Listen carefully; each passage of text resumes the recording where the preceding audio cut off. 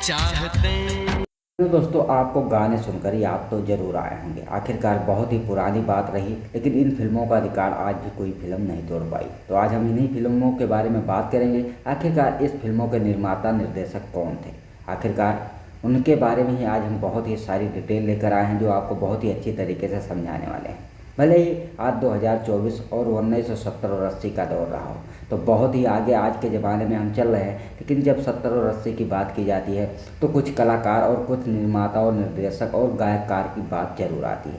इन फिल्मों को कोई कैसे भूल सकता है। जी हाँ दोस्तों, आप लोग भी जानते हैं, आप लोगों ने हिंदी सिनेमा से जुड़े हुए करीबन काफ़ी साल हुए हैं, लेकिन आपने हर तरह की फिल्में देखी, लेकिन कुछ तरह से इस तरह से भी फिल्में आई हैं जिन फिल्मों को आज तक कोई रिकॉर्ड नहीं तोड़ पाया। ऐसे ही निर्देशक और निर्माता रहे जिन्होंने एक फिल्मों में कई ढेर सारे एक्टरों को लेकर ही फिल्में बनाई हैं। इस पर कई बार चर्चाएं भी की गई हैं, लेकिन सबसे दुखद बात तो यह रही कि इन फिल्मों के निर्माता निर्देशक हमारे बीच नहीं रहे। जी हाँ दोस्तों, हम बात कर रहे हैं राजकुमार कोहली जी के बारे में।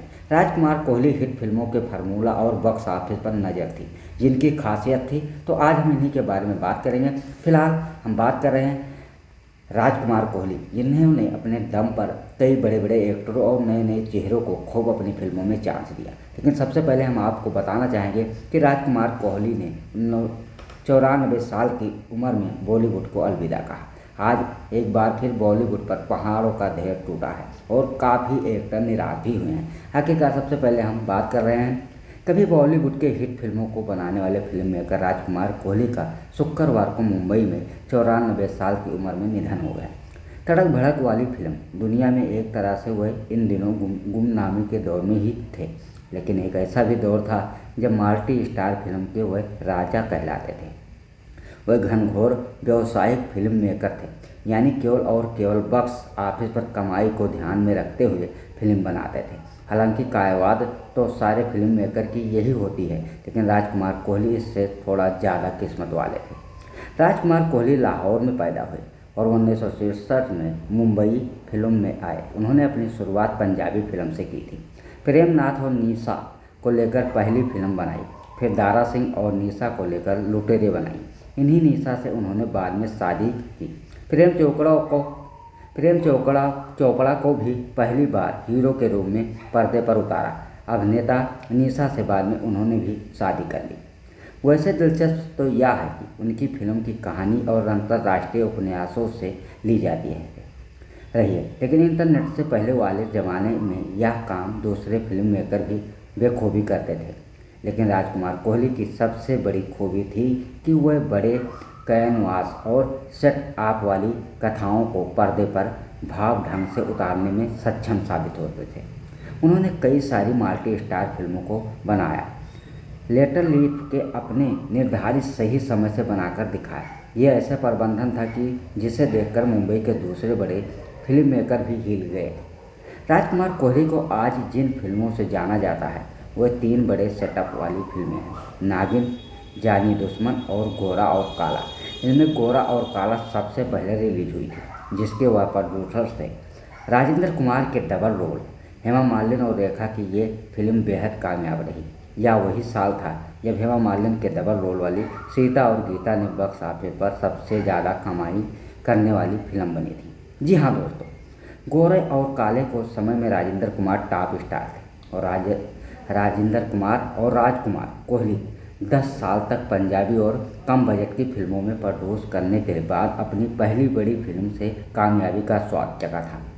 इस फिल्म की कहानी इसी फिल्म के बाद राजकुमार कोहली को और ज़्यादा विश्वास हुआ और उन्होंने इसकी कामयाबी से राजकुमार कोहली का हौसला ऐसे बढ़ा कि उन्होंने अगले ही साल फिल्म निर्देशन का जिम्मा भी संभाल लिया। विनोद मेहरा और माला सिन्हा की यह फिल्म नाकाम हो गई और इस सदमे से उबरने में राजकुमार कोहली को 3 साल लगे, लेकिन विदेश उपन्यास और फिल्म के आइडियाज पर उनका ध्यान लगा रहा। अमेरिका उपन्यास कानूनन वल्चरिचा के उपन्यास से ब्राइड और ब्लैक पर उन्होंने नागिन फिल्म का प्लॉट तैयार किया। इस फिल्म के लिए उन्होंने सुनील दत्त, फिरोज खान, जितेंद्र, संजय खान, रेखा मुमताज़, कबीर बेदी और रीना राय को चुना। रीना राय इस फिल्म में नागिन की भूमिकाओं में थी। उनके पूरे करियर में इससे ज़्यादा मशहूरी किसी दूसरे किरदार से नहीं मिली। इस फिल्म की कामयाबी के बाद उनकी हैसियत सुपरस्टार जैसे हो गई थी। इसे स्टार कास्ट में थोड़ा बदलाव करते हुए और शत्रुघ्न सिन्हा, नीतू सिंह और विनोद मेहरा को भी शामिल किया गया। राजकुमार कोहली ने जाने दुश्मन बनाई। अमिताभ बच्चन के इस ड्रामा के सामने भी यह फिल्म न केवल सुपरहिट साबित हुई बल्कि हर मूवी के तौर पर लोगों को जेहन में आज भी ठहरी हुई है। इस फिल्म का गाना चलो रे डोली उठाओ कहाँ पिया मिलन की रुत आई आज भी शादियों में खूब बजाया जाता है। नागिन और जाने दुश्मन से कामयाबी राजकुमार कोहली को मिली, वह उससे आगे नहीं दोहरा सके। हालांकि नौकर बीवी का जरिया उन्होंने 1983 में एक बार फिर ब्लॉकबस्टर सलीमा से जुड़ा बना, लेकिन वह फिर से वैसे जादू नहीं दोहरा सके। लेकिन राजकुमार कोहली की सबसे बड़ी खूबी थी कि उनकी फिल्मों में दुनिया में गहरी पैठ थी। खासकर पंजाबी समुदाय के कलाकार से हर बड़े अभिनेता को उन्हें अपनी फिल्मों में लिया। दर्जनों बड़े अभिनेता को एक साथ उन्होंने डेट्स दिया। सुनील दत्त और धर्मेंद्र जैसे अभिनेताओं से उनका घरेलू रिश्ता बन गया था। इसका कारण था उनका व्यवहार। 80 के दशक में फिल्म पत्रकारों के बीच यह किस्सा बड़ा मशहूर था कि राजकुमार कोहली खुद बैग लेकर कलाकारों के घर जाते थे और अपने हाथ से उन्हें तय पैसा भी देते थे। इससे उन्हें एकदम खरा कारोबारी कहा जाता था। नाकामी ने उन्हें लाइफ टाइम से दूर जरूर कर दिया था, लेकिन जीवन भर उनका यह अंदाज चला ही। मैंने के नाम से मशहूर धर्मेंद्र जब एक्शन हीरो की भूमिका निभा रहे थे, उस दौर में राजकुमार कोहली ने उन्हें नौकर बीवी की भूमिका जैसी फिल्म दी। फिल्म में काम लिए जिसमें अनीता राज जैसी नई अभिनेत्री को अपने से 40 साल बड़े धर्मेंद्र के साथ उतारा और फिल्म बॉक्स ऑफिस पर भी खास हिट हुई। बाद के दौरान में वह अपने पुत्र के लिए इन्हीं फार्मूलों को आजमाने लगे तो वह लगातार फेल हुए और अरमान कोहली भी अभिनेता नहीं बन पाए। जिन दर्शकों ने कोहली की फिल्मों को देखा है तो वह एक बात से सहमत रहेंगे कि उनकी फिल्म जनमानस को बहुत गहरे तक जोड़े रखती है।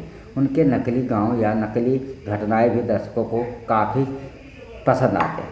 उनकी फिल्मों के संपादन ऐसे होते थे कि दर्शकों को सोचने का मौका ही नहीं मिलता था।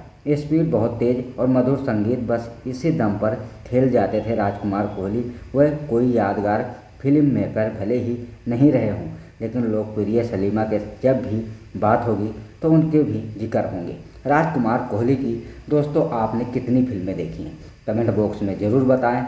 जी हाँ, आज हम बात कर रहे हैं राजकुमार कोहली जी के बारे में, जिन्होंने 94 साल की उम्र में दुनिया और बॉलीवुड को अलविदा कहा। उन्हें काफ़ी याद किया जाएगा। जब भी हम उनकी कोई फिल्म देखेंगे तो याद हमारे बीच उनकी ज़रूर आएगी, लेकिन सबसे ज़्यादा उनके ना रहने से एक्टर काफ़ी निराश हुए हैं। राजकुमार कोहली एक ऐसे एक्टर है कि एक फिल्म में एक्टरों को लेना बहुत बड़ी बात होती है, लेकिन राजकुमार कोहली साहब ने अपने एक ही फिल्म में कई बड़े बड़े स्टार को साथ में रखा और एक ही फिल्म में उन्होंने कई एक्टरों को कास्ट भी किया। एक बार उनसे इंटरव्यू के दौरान पूछा भी गया तो उन्होंने बड़े ही ज़बरदस्त तरीके से इस फिल्म इंटरव्यू का जवाब दिया। उन्होंने कहा, हमारे दर्शक एक एक्टर को देखने के लिए दोबारा दूसरी फिल्म को देखते हैं, लेकिन हम चाहते हैं कि एक ही फिल्म में वो सारे एक्टर एक ही फिल्म में दिखाए जाएं और दर्शक को बेहद पसंद भी आए। तो क्या दोस्तों आप भी राजकुमार कोहली से इतना ज़्यादा पसंद